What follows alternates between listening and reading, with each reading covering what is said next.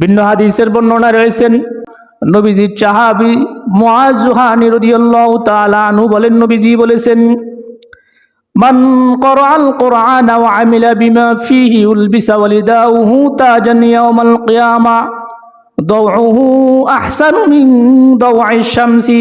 মুআয জুহানী বলে, নবীজি বলেছেন, মান ক্বরাআল কুরআনা ওয়া আমিলা বিমা ফীহি উলবিসা ওয়ালিদাউহু তাজান ইয়াউমাল কিয়ামা, যারা হাফিজ কোরআনের পিতামাতা রয়েছে তাদেরকে কিয়ামত দিবসে তাজ পরানো হবে। তাজ মানে নূরের টুপি পরানো হবে। দাউহু আহসানু মিন দাউইশ শামসি, নবীজি বলে সে নূরের টুপির আলো সূর্যের আলোকে হার মানাবে। যারা দুনিয়ার জমিনে সাহিবে কোরআন, কোরআনওয়ালাদের পিতামাতা থাকবে, নবীজি বলেন, মান ক্বরাআল কুরআনা ওয়া আমিলা বিমা ফীহি উলবিসা ওয়ালিদাউহু তাজান ইয়াউমাল কিয়ামা, যারা কোরআন পড়েছে। আল্লাহর নবী সাহাবী মুআয জুহানী বলে, নবীজি বলেছেন, এই সমগ্র ব্যক্তিদের পিতামাতা যারা ছিল দুনিয়ার জমিনে, তাদেরকে আল্লাহ তাআলা স্পেশালি মর্যাদা দান করবে। কেন করবে? তারা এই ছেলে সন্তানের পিছনে পরিশ্রম করেছে, অনেক শ্রম দিয়েছে, ছেলে সন্তানকে মানুষ করেছে, কোরআন পড়েছে এবং কোরআন অনুযায়ী চলার জন্য তারা উদ্বুদ্ধ করেছেন, এবং তাদের এই যে ঘাম অর্থটা এই কোরআনের পিছনে খরচ করেছে, এই কোরআনে হাফিজের পিছনে। এই জন্য আল্লাহ তাআলা কিয়ামতের দিবসে এই হাফিজে কোরআনের পিতা মাতাদেরকে প্রতিদান দান করবে। কি প্রতিদান দিবেন?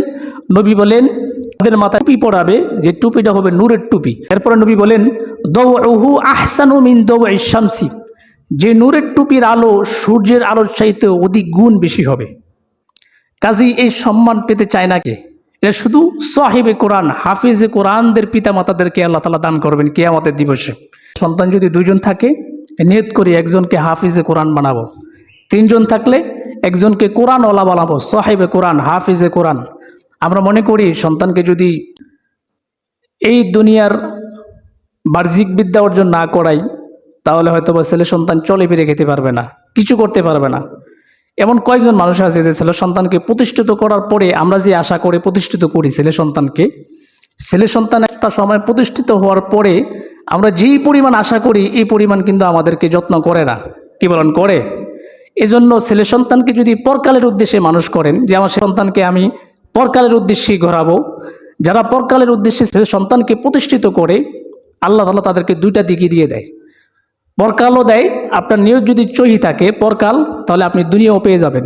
যারা দুনিয়া চাই, দুনিয়া শেষ পর্যন্ত দুনিয়া পায়ও না, দুনিয়া খেয়েও মরতে পারে না, এই দুনিয়া রেখেই চলে যায়। এই যে অনেক লক্ষ লক্ষ টাকা আমরা দুনিয়ার জমিনে রেখে চলে যাই, আমাদের ছেলে সন্তান খায়, এবং এমন সময় আসে যে আমাদের জন্য দাঁড়িয়ে একটু কবরটাও জিয়ারত করে না। শহর বন্দরে আপনি অর্থ সম্পত্তি অনেক করেছেন, বাড়ি গাড়িও করেছেন, ছেলে সন্তানও আপনি রেখে গেলেন। এই ছেলে সন্তান মাসে 2 বছরে একবার বাড়িতে আইসা আপনার কবরের সামনে দাঁড়িয়ে একটু জিয়ারত করে না। এমন সন্তান আছে না নাই?